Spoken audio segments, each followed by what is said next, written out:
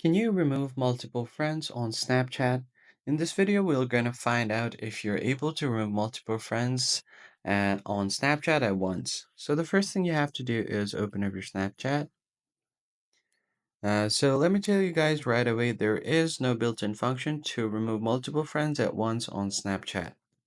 And if you opt to use any third-party apps, you'll have the risk of exposing your credentials to those third-party apps. So I recommend you don't do so. Now, to go with the traditional method of removing a friend, you first want to go ahead and long press on the chat that you want to delete or remove friend from. So I'll just hold on to the chat, and then you have this pop-up that will appear on your screen, and you have a option called Manage Friendship. Tap on this one, and here you'll find an option to remove a friend.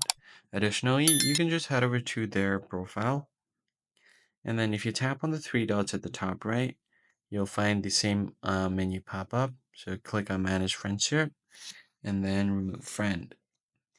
So that's pretty much it, guys. I hope this tutorial was helpful. I'll catch you guys on the next video. Thanks for watching.